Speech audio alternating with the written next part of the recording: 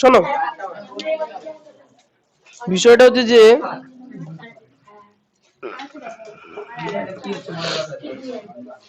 এটা কিসের টুকরো? মোম। আচ্ছা, মোমের টুকরোর মনে করো একটা ছোট অংশ যদি নিয়ে নিই, কাটার প্রয়োজন নেই, যদি হাতে ঘষাও দিই গলে গুঁড়ো গুঁড়ো গুঁড়ো হয়ে যায় না? তো হাতে কিছু গুঁড়ো লেগে আছে যা খালি চোখে দেখা যাচ্ছে না, তাই না? পিছলে পিছলে মনে হবে। তাই এগুলোকেও যদি আরো কয়েক কোটি ভাগে ভাঙা যায়, সেগুলো আরো চোখে দেখা যাবে না? তো সেটা দেখার জন্য কিসের প্রয়োজন? মাইক্রোস্কোপ না, ইলেকট্রন মাইক্রোস্কোপ, তাদের হয়তো দেখা যেতে পারে, তাই না? তাহলে বিষয়টা হচ্ছে যে পদার্থকে যদি আমি ছোট করতে থাকি, আরো ছোট করতে থাকি, আরো ছোট করতে থাকি, আরো যদি ছোট করি, করার পরে যে একদম ক্ষুদ্রতম কণা পাবো, পাবো তো কিছু একটা, সেটাকে আমরা কি বলতে পারি? পরমাণু। সেটাকে আমরা কি বলবো? পরমাণু। এই নিয়ে বহুত বিজ্ঞানী বহুদিন ধরে গবেষণা করছিলেন প্রাচীন গ্রিসে, ঠিক আছে? অনেকদিন ধরে গবেষণা চললো পরমাণু সম্বন্ধে, মানুষ কিছু হালকা হালকা ধারণা পেল, কিন্তু তারপরে হঠাৎ করে এই পরমাণু নিয়ে রিসার্চ বন্ধ হয়ে গেল। তো হয়ে গেল, কারণ ওই সময় হয়তো অন্য কিছু নিয়ে মানুষ ওখানকার বিজ্ঞানী রিসার্চ করছিল এই জিনিস। কিন্তু শুধুমাত্র ভারতের বিজ্ঞানীদের মধ্যে বিজ্ঞানী কনাদ এইগুলো নিয়ে রিসার্চ করেছিলেন, এবং তিনি পরমাণুর অস্তিত্ব সেটাও তিনি আবিষ্কার করেছিলেন। পরবর্তীতে বিজ্ঞানী জন ডাল্টন পরমাণু সম্বন্ধে সম্পূর্ণ একটা মতবাদ নিয়ে আসেন, যেটাকে বলা হচ্ছে কি ডাল্টন জন ডাল্টনের পরমাণুবাদ, ঠিক আছে? তিনি কতগুলো কথা বললেন, যে পরমাণু সম্বন্ধে কতগুলো স্পষ্ট কথা বললেন, গলায় জোর দিয়ে শিওর মিথ্যে কথা বললেন, যে পরমাণুকে ভাঙা যায় না, পরমাণুকে ভাঙা সম্ভব নয়, পরমাণুকে ভাঙা সম্ভব নয়, ফার্স্ট পয়েন্ট দিলেন। 2 নম্বর পয়েন্ট দিলেন যে কোন মৌলের ক্ষুদ্রতম কণা যার মধ্যে ওই মৌলের সকল রাসায়নিক ধর্ম বজায় থাকবে, সেটাকে আমরা কি বলবো? পরমাণু বলবো। 3, পরমাণুকে না সৃষ্টি করা যাবে না ধ্বংস করা যাবে, পরমাণুকে সৃষ্টি করাও সম্ভব না, ধ্বংস করাও সম্ভব না। আচ্ছা, এখানে বলছে কি ভিন্ন ভিন্ন মৌলের পরমাণুর ধর্ম ভিন্ন ভিন্ন হবে, যেমন লোহারটা লোহার মতো হবে, অ্যালুমিনিয়ামেরটা অ্যালুমিনিয়াম। যেমন মনে করো লোহার পরমাণু হাইড্রোক্লোরিক অ্যাসিডের সঙ্গে আস্তে আস্তে বিক্রিয়া করছিল, কিন্তু অ্যালুমিনিয়াম তাদের বিক্রিয়া করছিল, তো ধর্ম আলাদা হলো, আলাদা পরমাণুর আলাদা আলাদা ধর্ম থাকবে, ঠিক আছে? তাই তিনি টোটাল 4টে কথা বললেন, একবার গুছিয়ে বলি। 1, মৌলের ক্ষুদ্রতম অবিভাজ্য কণা হচ্ছে পরমাণু, যাকে সৃষ্টি বা ধ্বংস কিছুই করা যায় না। 2 নাম্বার, একই মৌলের পরমাণুর ভর এবং রাসায়নিক ধর্ম কি হবে? একই হবে। 3, ভিন্ন ভিন্ন মৌলের পরমাণুর ভর আলাদা আর ভিন্ন হবে, ঠিক আছে? 4, রাসায়নিক বিক্রিয়ার সময় বিভিন্ন মৌলের পরমাণু পূর্ণ সংখ্যায় যুক্ত হয়ে, পূর্ণ সংখ্যার অনুপাতে যুক্ত হয়ে বিভিন্ন অণু তৈরি করবে, মানে জুড়ে গিয়ে অণু তৈরি করতে পারে, ঠিক আছে? কিন্তু পরবর্তীতে 1811 খ্রিস্টাব্দে বিজ্ঞানী অ্যাভোগাড্রো তিনি বললেন যে জন ডাল্টন বলেছেন ঠিকই, কিন্তু কিছু ছোট্ট করে ভুল আছে। সেই ছোট্ট ভুলটা হচ্ছে যে পরমাণুকে ভাঙা সম্ভব, পরমাণুকে ভাঙা সম্ভব। তিনি পরমাণু নিয়ে আরো রিসার্চ শুরু করলেন এবং দেখলেন যে পরমাণুকে ভেঙে চুরে মোট 3টে কণা পাওয়া যাচ্ছে। একটাকে বলা হচ্ছে ইলেকট্রন, একটাকে বলা হচ্ছে ইলেকট্রন, আরেকটাকে বলা হচ্ছে প্রোটন, আরেকটাকে বলা হচ্ছে নিউট্রন, ঠিক আছে?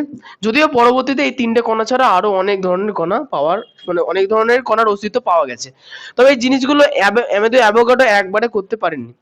অ্যামেদো অ্যাভোগাড্রো তিনি এই কথাটা বলে গেছিলেন যে পরমাণুকে ভাঙা সম্ভব।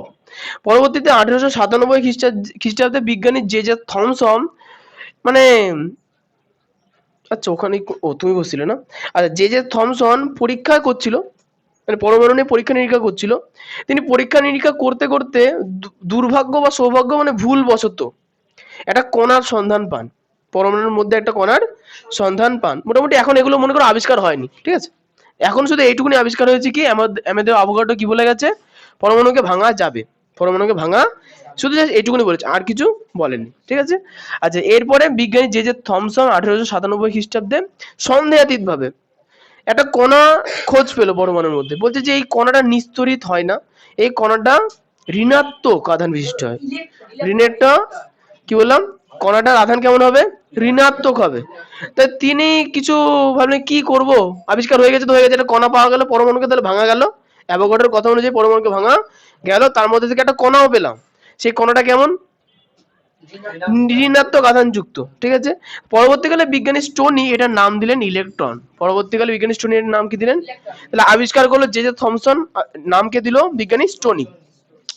জে জে থমসন কিন্তু এটাকে সন্দেহাতীত ভাবে আবিষ্কার করেছিল। ঠিক আছে, আচ্ছা এইটুকুনি হওয়ার পর বিজ্ঞানী একটা জিনিস দেখলো যে যদি এই চাকুটা লোহার হয় তার মানে কি এর মধ্যে লোহার পরমাণু আছে। যদি এটার মধ্যে শুধুমাত্র ইলেকট্রন থাকতো তাহলে এটা হাতে শক খেতাম, কারণ এর চার্জ মাইনাস, তাই তো? কিন্তু আদৌ কি শক লাগে? লাগে না। তাহলে বিজ্ঞানীদের মাথার মধ্যে পোকা নড়ে উঠলো। ওরা ভাবলো যদি ইলেকট্রন মানে ঋণাত্মক আধানযুক্ত একটা কণা থাকে তার মানে নিশ্চয়ই সমান আধান বিশিষ্ট ধনাত্মক আধানযুক্ত কণা একটা থাকবে, বা কিছু তো একটা থাকবে যেটা মাইনাস চার্জকে প্রশমিত করছে, কিছু একটা পজিটিভ থাকবে। ঠিক আছে, আচ্ছা তো এই করতে করতে রিসার্চ চলছে। পরবর্তীকালে 1920, ভালো করে দেখবা 1897, যদি 1900 সালে ধরো তাহলে 20 বছর রিসার্চ করার পর মানে অনেক বিজ্ঞানী রিসার্চ করছিলেন। তারপরে বিজ্ঞানী রাদারফোর্ড তিনি আবিষ্কার করলেন 1920 খ্রিস্টাব্দে কি প্রোটন আবিষ্কার করলেন। তারপরে বিজ্ঞানী রাদারফোর্ডের ছাত্র ছিলেন বিজ্ঞানী স্যাডউইক, তিনি 1932 খ্রিস্টাব্দে নিউট্রন আবিষ্কার করলেন। ঠিক আছে, কিন্তু প্রশ্ন হচ্ছে গল্প শুরু হয়েছিল কত সালে? গল্প শুরু হয়েছিল আজ থেকে মানে খ্রিস্টপূর্বাব্দ বলেছে না, আজ থেকে 2500 বছর আগে, আজ থেকে প্রায় 2500 বছর আগে, মানে যীশু খ্রিস্টের জন্মের আগে থেকে চলছিল। ঠিক আছে, কিন্তু এই নিউটন আবিষ্কার করতে করতে সময় লেগে গেল কত?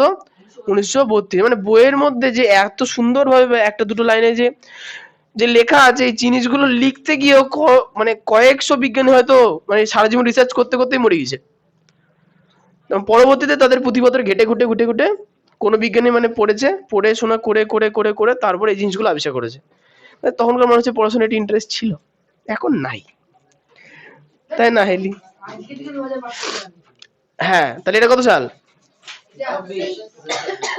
24 গুলি মারো, 2000ই ধরো, তাহলে যীশু খ্রিস্টের জন্মেরও 500 বছর আগে, তাই না? আচ্ছা, তাহলে এইটুকুনি আপাতত বোঝা গেল। তবে আমরা শুধু এইটুকুনি মনে রাখবো যে কোনটা কি আবিষ্কার করলো। তাহলে ফার্স্টে পরমাণুবাদ কে এনেছিল? John Dalton. জন ডাল্টনের পরমাণুবাদে ভুল কি ছিল? যে পরমাণু পরমাণু পরমাণু অবিভাজ্য কণা, এটা তার ভুল ছিল। সেটা ঠিক করলেন কে? বিজ্ঞানী অ্যাভোগাড্রো। হয়েছে, অ্যাভোগাড্রো বললেন পরমাণু ভাঙবে। যে ভাঙবে বলে দিলেন যে যে থমসন হলো তাহলে রিসার্চ করা যাক। করে দেখলো যে ভাঙতে ভাঙতে ইলেকট্রন মানে ঋণাত্মক কণা পাওয়া গেল। পরবর্তীতে স্টোনি বললো ভাই ওর নাম ইলেকট্রন, হয়ে গেল। তারপরে ইলেকট্রন যেই চলে এলো বলে মাইনাস তো হলো তাহলে আর প্লাস থাকবে। আরো রিসার্চ চললো, করতে করতে 20 বছর রিসার্চ পর পাওয়া গেল রাদারফোর্ড চলে এলো, বলে যে এই একটা প্রোটন আছে, এখানে প্রোটন আর ইলেকট্রনের চার্জ কি সমান। আচ্ছা, তারপরে চলে এলেন বিজ্ঞানী স্যাডউইক, মানে তিনি দেখছিলেন যদি আর কিছু পাওয়া যায়, মানে দুটো তো এরা আবিষ্কার করেই ফেললো, পরমাণু নিশ্চয় হয়ে গেল, তাও একটু রিসার্চ করি, যদি একটা পিএইচডি পাওয়া যায়। ও করতে করতে গেলো এই তো নিউটন পাওয়া গিয়েছে, তাই না? এর পরবর্তীতে আরো রিসার্চ চলে, তারপরে পজিট্রন, ফোটন কণা, আরো অনেক কিছু পাওয়া গেছে। হ্যাঁ হ্যাঁ, এবার তা কি হয়েছে? চিবিয়ে খাবো ডাক্তার দিয়ে? হ্যাঁ বলো। ডঙ্কান, ডঙ্কারও একটা বাজনার নাম বোধহয়। ও মাতাল। আচ্ছা যাই, ওটা নিয়ে আলোচনা করে লাভ নাই। তাহলে আপাতত আমরা জানলাম যে পরমাণুকে ভাঙলে 3টে কণা পাওয়া যায়, হয়ে গেছে। 3টে কণার আধান, ইলেকট্রনের আধান ঋণাত্মক, প্রোটনের আধান আর নিউটনের আধান নিস্তরী। এরপরে ডাল্টন তো পরমাণুবাদ ছিল, তাহলে বিজ্ঞানী রাদারফোর্ড বললো যে ঠিক আছে আমিও পরমাণুবাদ আনবো, তাহলে আমিও একটা পরমাণুর গঠন ব্যাখ্যা করব। তখন তিনি একটা ব্যাখ্যা দিলেন। তিনি বললেন যে পরমাণুগুলোর যে মানে পরমাণুর যে মধ্যে যে 3টে কণা থাকে সেটা হচ্ছে আমাদের সৌরজগতের মতো অনেকটা, একদম। তিনি বললেন যে পরমাণুর ভেতরে একটা কেন্দ্রক আছে, একটা গোল্লা অংশ আছে, যার মধ্যে নিউট্রন আর প্রোটন কণাগুলো অবস্থান করে, এবং এই গোলককে কেন্দ্র করে এর চারিপাশে একাধিক কক্ষপথে ঋণাত্মক আধানযুক্ত কণাগুলো এটাকে সবসময় পাক খায়, হয়েছে। তিনি এগুলোর বিভিন্ন অংশে বিভিন্ন নাম দিলেন। সবার প্রথমে ধনাত্মক আধানযুক্ত কণাকে কি বললেন? প্রোটন। ঋণাত্মক আধানযুক্ত কণায় কি বললেন? ইলেকট্রন। হ্যাঁ হ্যাঁ, ধনাত্মক বলে না, এর আগে বিজ্ঞানী, ওই লোকের নাম কি ছিল ভুলে গেলাম, তোমাদের বই আধান আবিষ্কার করেছিল একটা বিজ্ঞানী, নামটা খুব ভালো ছিল, হ্যাঁ তিনি ওই ধনাত্মক আর ঋণাত্মক আধান আবিষ্কার করে গেছিলেন। আচ্ছা তাহলে প্রোটন ইলেকট্রন হয়ে গেল। আচ্ছা এরপরে বলেন যে একদম আধান নেই ওই কণাটার নাম কি? নিউট্রন। ঠিক আছে, নিস্তড়িত। তাহলে এই তিনটে কণার কথা তিনি বললেন, বললেন যে প্রোটন আর নিউট্রন, প্রোটন আর নিউট্রন একদম পরমাণুর কেন্দ্রের মধ্যে অবস্থান করে। তাহলে পরমাণুর যে অংশের মধ্যে প্রোটন আর নিউট্রন থাকে তাকে আমরা বলবো নিউক্লিয়াস। নিউক্লিয়াস, হ্যাঁ নিউক্লিয়াস বা কেন্দ্রক, নিউক্লিয়াস বা বোঝা যাচ্ছে। এটাকে কেন্দ্রক বলার কারণ হচ্ছে যে ইলেকট্রন এর আধান আবিষ্কার করার পরে বিজ্ঞানীরা থেমে থাকেনি, তারা ইলেকট্রনের ভরও আবিষ্কার করেছে। দেখো যে ইলেকট্রনের ভর, সরি প্রোটনের ভর একটা ইলেকট্রনের থেকে প্রায় 2000 গুণ বেশি। বুঝতে পেরেছো? মানে একটা দাঁড়িপাল্লায় যদি একটা প্রোটন রাখি তাহলে পাশের দাঁড়িপাল্লায় 2000 খানা ইলেকট্রন রাখতে হবে, তাহলে সমান হবে। আবার একইভাবে প্রোটনের থেকে নিউট্রন আবার কয়েক হাজার গুণ বেশি ভারী হয়ে গেল। তা দেখা যাচ্ছে কি ইলেকট্রনের তুলনায়, হ্যাঁ 20 গুণ ভারী লেগেছে, তাহলে তাই হবে।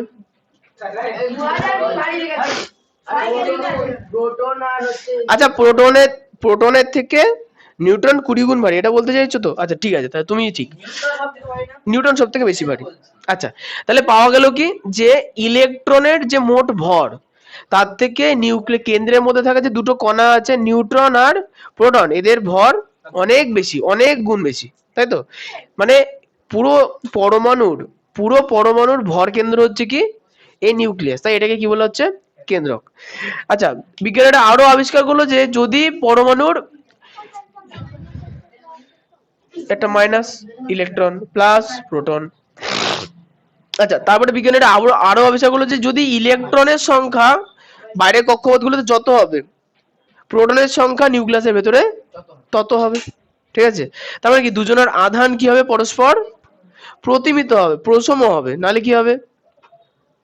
একটা যদি বেশি হয়ে যায় তাহলে বিদ্যুৎ চলে আসবে, শক মারবে একদম।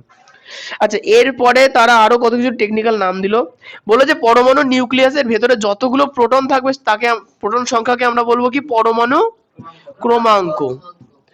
পরমাণু না, না তুমি পড়নি, পরমাণু ক্রমাঙ্ক। আচ্ছা তারপর বলেন যে ঠিক আছে পরমাণু ক্রমাঙ্ক তো হলো, নিউক্লিয়াসের ভেতরে তো নিউট্রনও থাকে, তখন বলে কি নিউক্লিয়াসের ভেতরে যে টোটাল যে কণা মানে প্রোটন সংখ্যা নিউট্রন সংখ্যা এটাকে একত্রে আমরা কি বলবো? ভর সংখ্যা। বলছে যে ভর সংখ্যা কেন বলছে? কারণ নিউক্লিয়াসটাই হচ্ছে পরমাণুর ভর কেন্দ্র, সম্পূর্ণ ভর কোথায় থাকে? নিউক্লিয়াসের মধ্যে থাকে। ঠিক আছে, আর কিছু যদি বলে এখানে, বলে বলে হ্যাঁ বলেছে বলেছে বলেছে কে বলো কি সেই ব্যাপার তো তাহলে আমার।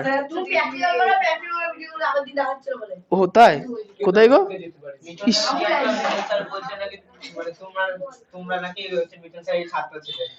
আমরা যখন হ্যাঁ 9-এ পড়তাম বোধহয় তখন মিঠুন স্যার তখন আসে পড়াতে। হ্যাঁ হ্যাঁ আমি স্কুলের অনুষ্ঠান, আমি তো স্কুলের অনুষ্ঠানে থাকতাম না।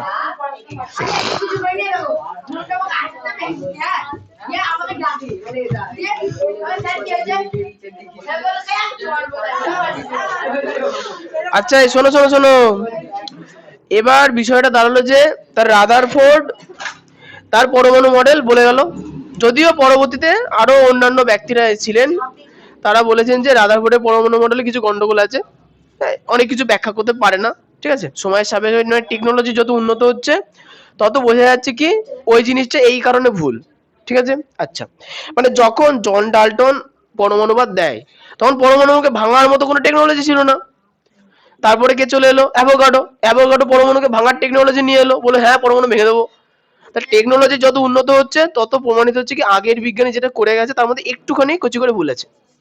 ঠিক আছে, সর্বপ্রথম বিজ্ঞানী সবার প্রথমে দার্শনিক ছিল, দার্শনিকের মধ্যে অ্যারিস্টটল, সব থেকে দার্শনিকদের মধ্যে বিখ্যাত অ্যারিস্টটল। আচ্ছা এবার বিষয়টা হচ্ছে যে কতগুলো জিনিস তোমাদের জানতে হবে। যেমন মনে করো ধনাত্মক আধান আর ধনাত্মক আধান পরস্পরকে কেমন করবে? বিকর্ষণ না আকর্ষণ। সমপ্রকৃতির আধান পরস্পরকে বিকর্ষণ করে। আমি যদি উদাহরণ দিই, চুম্বক, চুম্বকের উত্তর মেরু দুটো পরস্পরকে, আবার দক্ষিণ মেরু দুটো পরস্পরকে, দুটো দক্ষিণ মেরু বিকর্ষণই করে। মানে সমান প্রকৃতির মেরু চুম্বকের বিকর্ষণ করে। কিন্তু যদি একটা উত্তর মেরু একটা দক্ষিণ মেরু নেই, আকর্ষণ করবে। তেমন বিপরীত প্রকৃতির হলে তারা আকর্ষণ করে। তেমনি আধানের ক্ষেত্রেও তাই, ধনাত্মক আধান আর ঋণাত্মক আধান হলে তারা পরস্পরকে কি করবে? আকর্ষণ করবে একদম। আর হচ্ছে বিপরীত আধান হলে কি হবে? তারা পরস্পরকে বিকর্ষণ করবে। ঠিক।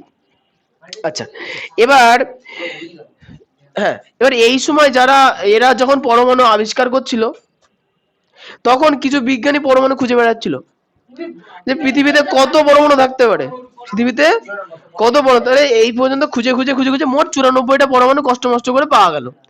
কিন্তু যখন বই 94 ছিল না, ও শিক্ষক বই 92 ছিল। আচ্ছা, হ্যাঁ, আচ্ছা, এবার একটা বিষয় হলো 118টা না 108টা না 18টাই মনে হয়। ব্যাপারটা হচ্ছে মাঝখানে অনেকগুলো পাওয়া যায়নি, সে পরবর্তীতে তোমরা জানো পর্যায় সারণীর সময় জানলে। পর্যায় সারণীতে যখন পড়বা ক্লাস 10-এ উঠলে, তখন জানতে পারবা যে মাঝখানে কতগুলো জিনিসপত্র এখনো আবিষ্কার হয়নি, জাস্ট অনুমান লাগানো হয়েছে যে ওগুলোও থাকতে পারে। ঠিক আছে, মৌল যৌগ সংখ্যা তো আনলিমিটেড, যৌগ সংখ্যা কোনো শেষ নেই। আচ্ছা, তাহলে 94 এখানে মৌল পাওয়া গেল। এখন মনে করো যদি দুটো মৌলের হতো, যদি একটা হাইড্রোজেন একটা অক্সিজেন হতো, সবাই মনে থাকতো এটা হাইড্রোজেন ওটা অক্সিজেন। কিন্তু 94 ক্ষেত্রে মনে রাখবো কি করে? কারোর নাম সিজিয়াম, কারোর নাম ম্যাগনেসিয়াম, কারোর নাম লোহা, এই লোহা না আয়রন।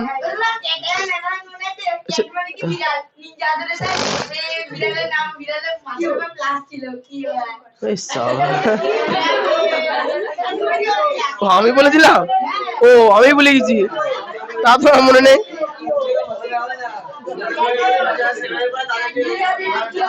এ দাও দাও দাও, হ্যাঁ হো হ্যাঁ, আচ্ছা আচ্ছা শিশিমানু পরে হবে।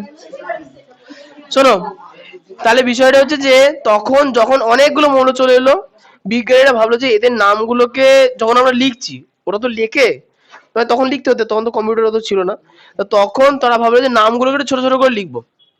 ছোট ছোট করে লিখতে গিয়ে তারা চিহ্ন আবিষ্কার করলো। আরে বাবা, পেনের কালি দিয়ে লিখতো, কি দিলে? আমরা যে খাতাতে লিখি, কাগজে লিখতো, যে কোনো কাগজে। এই শোনো শোনো শোনো, তাহলে বিষয়টা দাঁড়ালো কি, বিজ্ঞানীরা বিভিন্ন মৌলের নামের চিহ্ন আবিষ্কার করলো। তাহলে প্রিয়াংশু বলো, পি কোন মৌলের চিহ্ন? P lead, phosphorus. আচ্ছা বলো, এন কোন মৌলের চিহ্ন? নাইট্রোজেন। তাহলে বিজ্ঞানীরা বললো যে তাহলে আমরা চিহ্নের মাধ্যমে পরমাণুকে চিনবো। এখন তাহলে আমরা বলতে পারি নাইট্রোজেনকে এন। এখন বিজ্ঞানী বলে ঠিক আছে, নাইট্রোজেনকে এন তো বুঝলাম, কিন্তু আমাদের অত কিছু মনে থাকে না। নাইট্রোজেনের চিহ্নকেই এমন করে লিখবো যাতে এর প্রোটন সংখ্যা, ভর সংখ্যা সব জানতে পারি। তো এরা বললো যে আমরা নাইট্রোজেনের পায়ে, এন এর পায়ে লিখবো প্রোটন সংখ্যা, এন এর পায়ে কি লিখবো, আর মাথার উপরে লিখবো ভর সংখ্যা, নিচে কি লিখবো, প্রোটন সংখ্যা, আর উপরে লিখবো ভর সংখ্যা। তাহলে নাইট্রোজেনের প্রোটন সংখ্যা হচ্ছে 7। বই দেখে দেখে, আরে না, পরবর্তীতে তোমরা পর্যায় সারণী পড়বো, 108 খানারই মুখস্থ রাখতে হবে। আর উপরে 14। তাহলে ভর সংখ্যা, এখান থেকে দেখো ইলেকট্রন সংখ্যা আমরা জানতে পারি, কারণ দেখি পরমাণু যতগুলো প্রোটন ততগুলো ইলেকট্রন।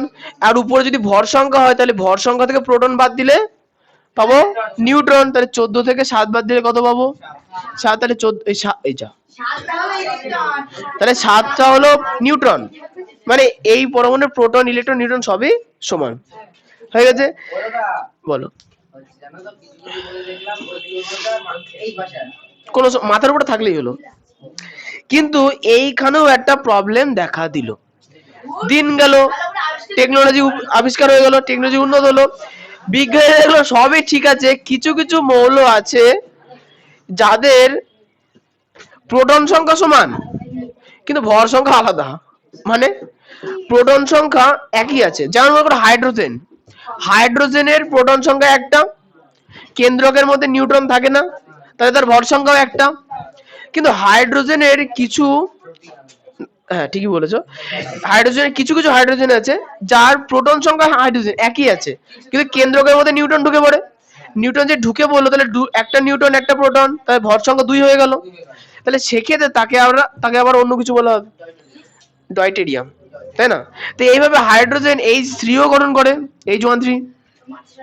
তার মানে তখন বিজ্ঞানীরা বললো যে এদেরকে তাহলে কি বলবো, এদের বৈশিষ্ট্য কি বলো, এদের প্রোটন সংখ্যা সমান, পারমাণবিক ক্রমাঙ্ক সমান, কিন্তু কেন্দ্রকের মধ্যে নিউট্রন সংখ্যা আলাদা বলে ভর সংখ্যা আলাদা। তাহলে এদেরকে বলা হবে কি আইসোটোপ।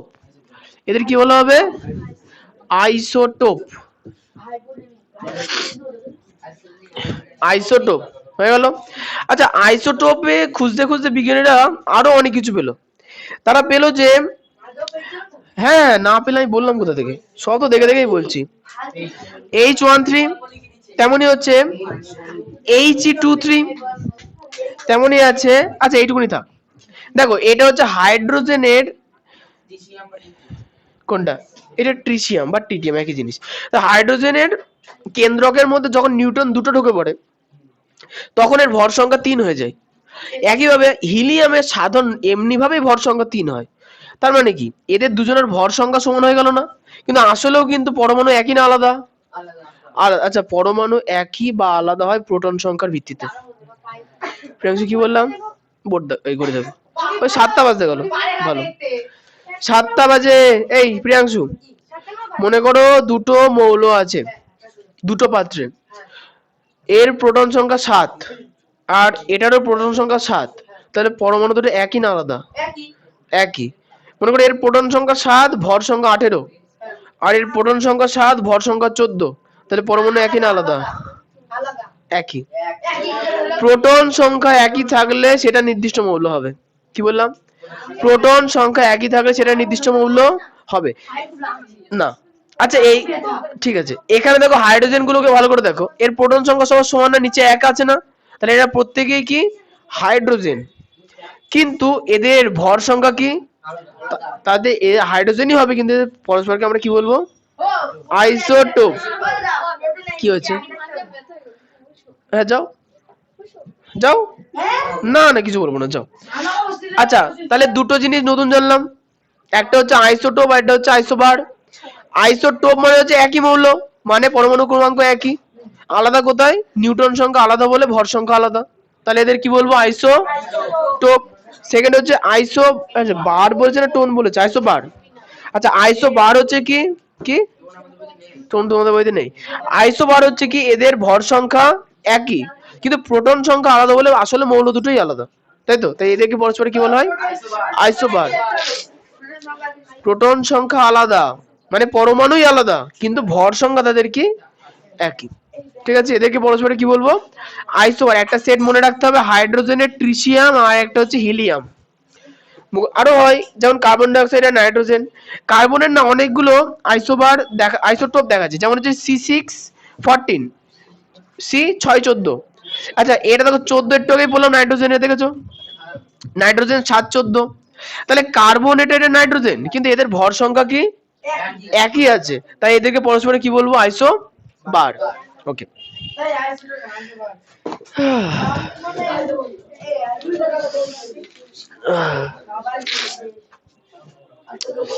বাহ কামড়ে দিয়েছে, ঠিক করেছে। এই ফ্যানটা চালাও না, চলো। ও তো প্রিয়, আচ্ছা 5 মিনিট চলো।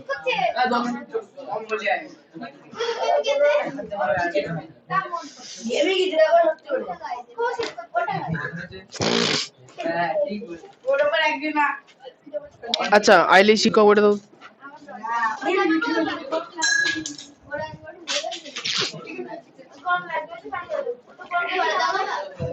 দেখছি কতটা কোশ্চেন আছে, পরের দিন আবার দিতে হবে তো।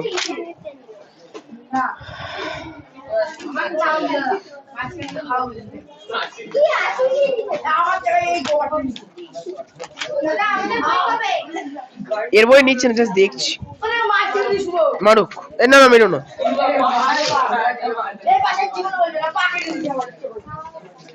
ও ছোটই আছে।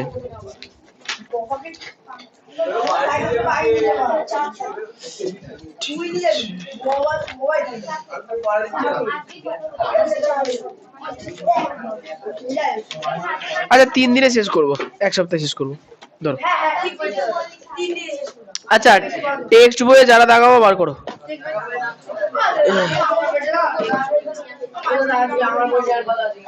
সে দেখছি জানা। টেক্সট বইয়ে 79 থেকে 82 দেখিছো? হ্যাঁ শেষ পর্যন্ত। হ্যাঁ না যাটা সে দেখাও।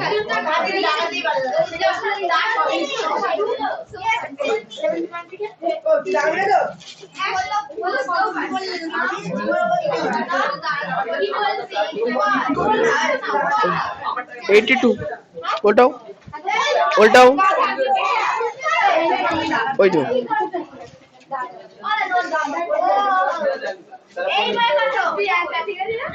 বলছি। ঈশান বই দাও।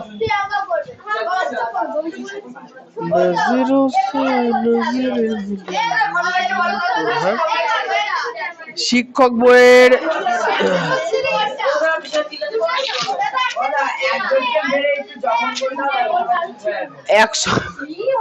136।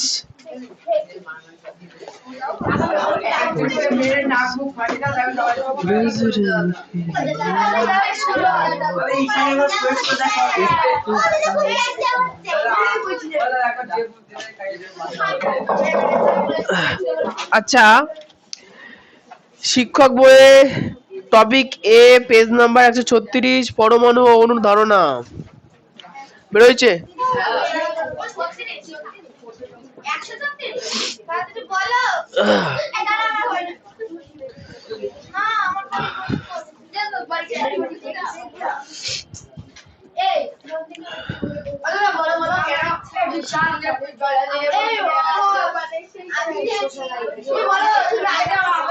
আমি জানি না। 2 নাম্বার প্রশ্ন, পরমাণু কাকে বলে? 3 ডাল্টনের পরমাণু স্বীকার্য 4টেই পড়তে হবে, স্বীকার্য 4টেই পড়তে হবে। এক দেবো না।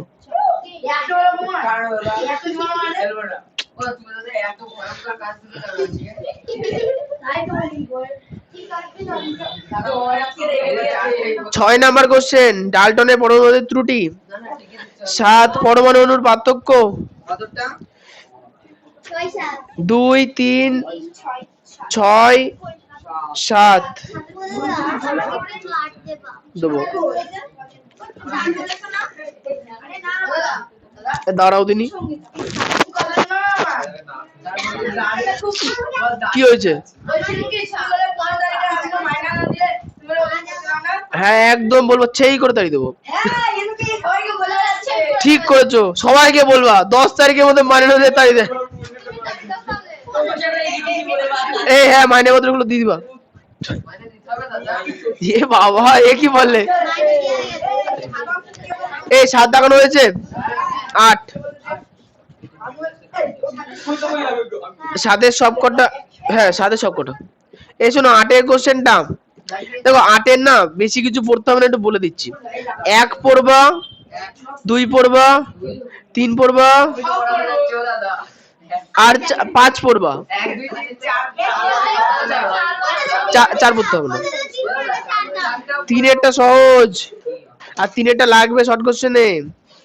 আচ্ছা 9 পরমাণু নিশ্চয়ই হয় কেন?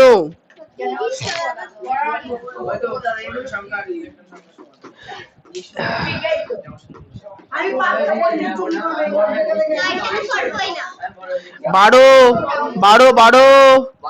13। এটা কার বই গো দাগানো আছে? কার বই এটা? কার বই? বুঝে বুঝি দাগানো আছে। এই শোনো 12 13 হয়েছে।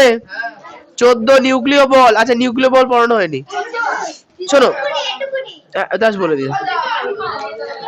কি হলো গো? তোর কি সমস্যা?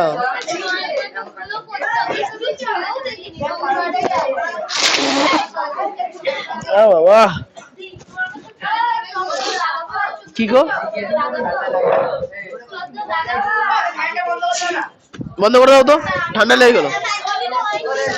হয়ে গেছে। এই শোনো, নিউক্লিয় বল শোনো, বিষয়টা হচ্ছে যে পরমাণু নিউক্লিয়াসে ক ধরনের কণা থাকে? দুই ধরনের নিউক্লিয়াসে, নিউট্রন আর প্রোটন হচ্ছে। এবার একটা জিনিস ভালো করে বুঝবা, দেখো আমরা জানি যে প্রোটন আর ইলেকট্রন পরস্পরকে আকর্ষণ করতে পারে, কারণ প্রোটনের আধান ধনাত্মক, ইলেকট্রনের আধান ঋণাত্মক। কিন্তু এখানে নিউক্লিয়াস তো এটা কি নিস্তড়িত হয়, যাই হোক, তাহলে এক্ষেত্রে দেখা যায় যে কিন্তু নিউক্লিয়াসকে অত সহজে ভাঙা যায় না। আবার তার মানে ভাঙা যদি না যায়, তার মানে কি এই দুটো নিউট্রন আর প্রোটন গুলো খুব মানে খুব শক্তভাবে আঁটোসাঁটো ভাবে আছে। এবার আঁটোসাঁটো ভাবে থাকার জন্য তো ভালোবাসার দরকার নেই, কারণ হ্যাঁ না না দুটো দুটো আমি জাস্ট দেখাচ্ছি। তাহলে বিষয়টা হচ্ছে কি, এখানে প্রোটন আর নিউট্রন তো নিস্তড়িত হয়েছে, তাহলে এদের মধ্যে একটা সাধারণ বল কাজ করে বা বল তৈরি হয়। কিভাবে হয়? নিউটন নিস্তড়িত, বেটা একা একা দুঃখ পাচ্ছিল, তো প্রোটন বলছে আমি তো আছি। প্রোটন ওর আধানকে একবার নিউটনকে দিয়ে দেয়, প্রোটন আধানটাকে নিউটনকে দিয়ে দেয়। তাহলে প্রোটন যখন নিউটনকে আধান দিয়ে দিচ্ছে, নিউটন হয়ে গেল কি পজিটিভ, প্রোটন কি হয়ে গেল নিস্তড়িত। এবার নিউটন যে আধান নিল, প্রোটন তো আধান নেই, তো ও আবার প্রোটনকে আধান দিয়ে দেয়।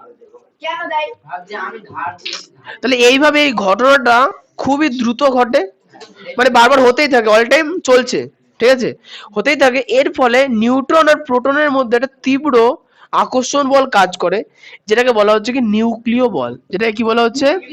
তাহলে নিউক্লিয় বল কোথায় কাজ করে? নিউক্লিয়াসের ভেতরে না বাইরে? নিউক্লিয়াসের ভেতরে। কার কার মধ্যে কাজ করে? নিউটন আর প্রোটন। এবার বুঝতে পারলো 3-4 জন, খুব ভালো। যারা পারোনি ছোলা ভাজা খাও ঝেড়ে ঝুড়ে। হ্যাঁ 14। এই শোনো শোনো শোনো, 14 নাম্বার কোশ্চেন, দুটোই পড়তে হবে, নিউক্লিয় বল আর নিউক্লিয় বলের বৈশিষ্ট্য। আর দেবো না, আর একটুখানি। আচ্ছা 16 নাম্বার কোশ্চেন, মহাকর্ষ বল আর নিউক্লিয় বলের মধ্যে পার্থক্য। মহাকর্ষ মহাবিশ্বের যে কোনো জায়গায়, যেমন আমার আর আইলির মধ্যে কাজ করছে, আইলি আমাকে টানছে, আমি আইলিকে টানছি, কিন্তু কাছাকাছি আসছে সেটা আলাদা বিষয়। সত্যি কথা, m1 m2 by d square into g। যাই হোক, স্থিতি, ওই স্থিতিও বলে নাকি এটা ছিল না, পড়েছিলাম। তাহলে ওটা হচ্ছে মহাকর্ষ শক্তি। কিন্তু ইয়েস, কিন্তু নিউক্লিয় বল কোথায় কাজ করে? নিউক্লিয়াসের ভিতরে, ঠিক আছে। আচ্ছা পরেরটা ওই একই হলো। 17 নম্বর কোশ্চেন, মৌলের পরমাণু ক্রমাঙ্ক আর ভর সংখ্যা, পরমাণু ক্রমাঙ্ক ভর সংখ্যার মধ্যে সম্পর্ক। এই এত গলা কিসের? গলা ভেঙে গেল। তিনটে।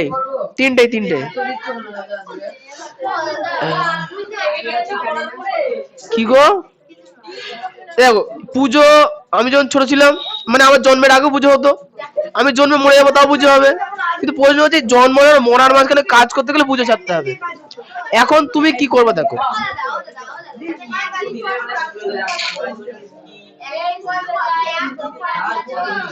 অঙ্কের কিছু নেই, পড়তে হবে না। আচ্ছা এই 21 নম্বর কোশ্চেন, পরমাণু ক্রমাঙ্ক 21। এবার চলে আসে হচ্ছে 28, আইসোটোপ।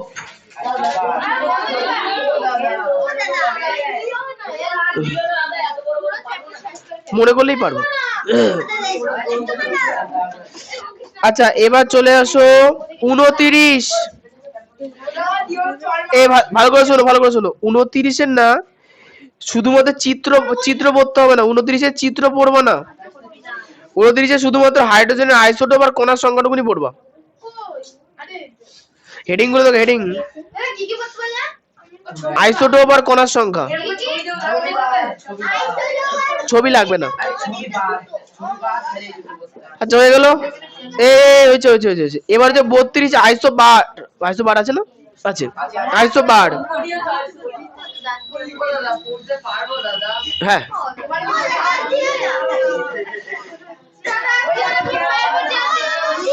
পা বাড়া। আচ্ছা এই হয়েছে হয়েছে, এই এত কথা কেন, এত কথা কিছু। 33 নম্বর কোশ্চেন দেখাও। আচ্ছা 33 নম্বর দুটো পড়তে হবে, যে আইসোটোপ আর আইসোবার, আইসোটোন পড়তে হবে না। 33-এ আইসোটোপ আর আইসোবার, আইসোটোন পড়তে হবে না, তিনটে পড়তে হবে। এই কটাই যাও, আইসোটোপ আর আইসোবার লাগবে না।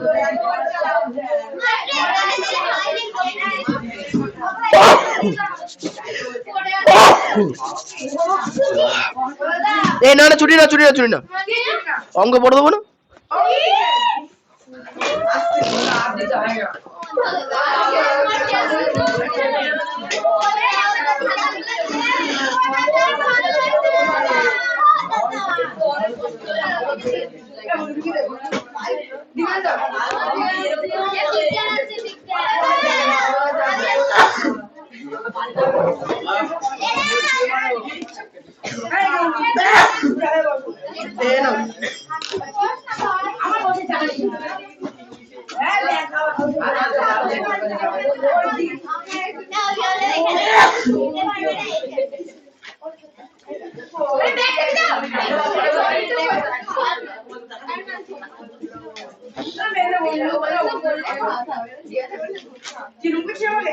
অঙ্ক বাড়ি গেছে, অঙ্কের বাড়ি গেছে একদম।